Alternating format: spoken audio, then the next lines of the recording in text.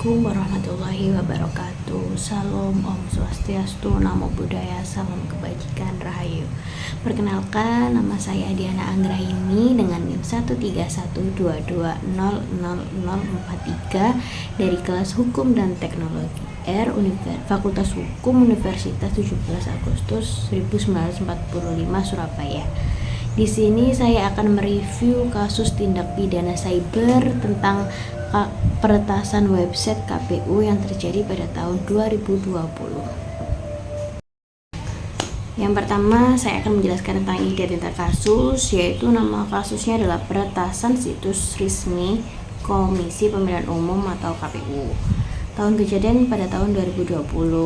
Nama pelakunya yaitu disingkat MAH, berumur 21 tahun. Dia sebagai mahasiswa. Korbannya adalah Komisi Pemilihan Umum atau yang biasa kita sebut dengan KPU. Jenis kejahatannya adalah peretasan atau hacking, penyebaran data pribadi. Kemudian kronologi singkatnya, pada tahun 2020 itu situs web resmi milik Komisi Pemilihan Umum atau yang biasa kita sebut dengan KPU diretas oleh seorang pemuda berinisial MAH. Dalam aksinya, MAH berhasil masuk ke sistem dan mengakses data pemilih tetap yang memuat informasi sensitif seperti nama lengkap, NIK, alamat, dan lainnya.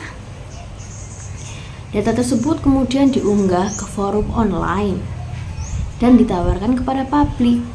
MAH mengaku hanya iseng dan ingin menguji keamanan sistem KPU.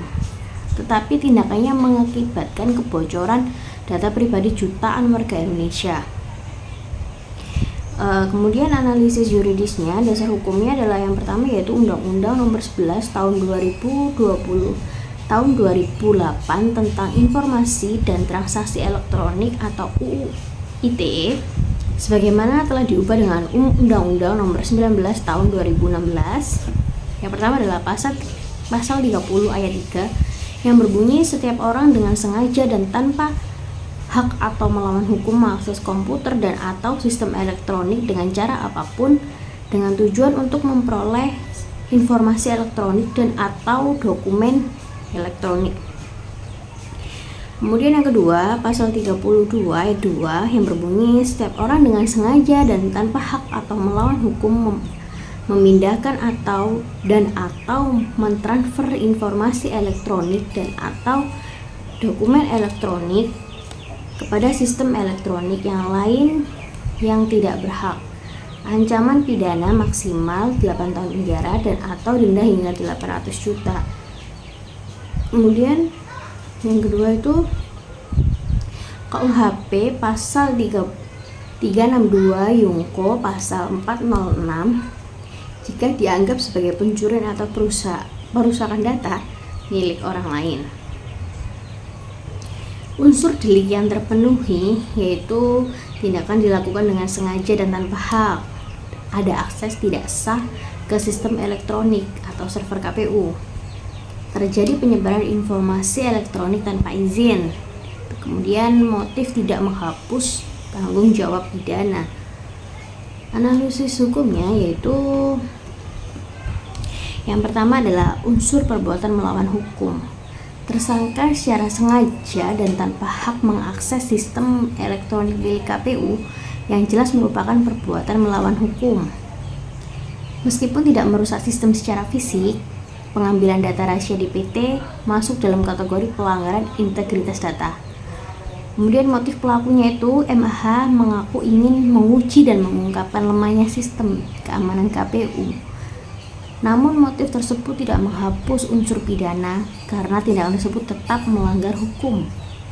Kemudian ketiga, dampaknya yaitu kebocoran data DPT menimbulkan keresahan publik dan berpotensi disalahgunakan untuk kepentingan politik atau penipuan. Dampak kejahatan yaitu kebocoran data pribadi jutaan pemilih, kredibilitas dan keamanan sistem KPU dipertanyakan publik. Resiko penyalahgunaan data pribadi oleh pihak ketiga atau phishing atau penipuan dan lain-lain. Meningkatnya kekhawatiran publik terhadap keamanan data digital di instansi pemerintah. MAH sempat diamankan oleh Bareskrim Polri dan dilakukan proses penyidikan. Kasus ini mendapatkan perhatian luas karena menyangkut data nasional. Namun, dalam beberapa sumber disebutkan bahwa MAH tidak dijatuhi hukuman penjara dan hanya dikenakan proses pembinaan dengan mempertimbangkan usia dan motifnya. Kesimpulannya, kasus ini menunjukkan bahwa keamanan cyber lembaga pemerintah masih rawan. Kemudian pentingnya peningkatan sistem keamanan digital dan literasi hukum cyber.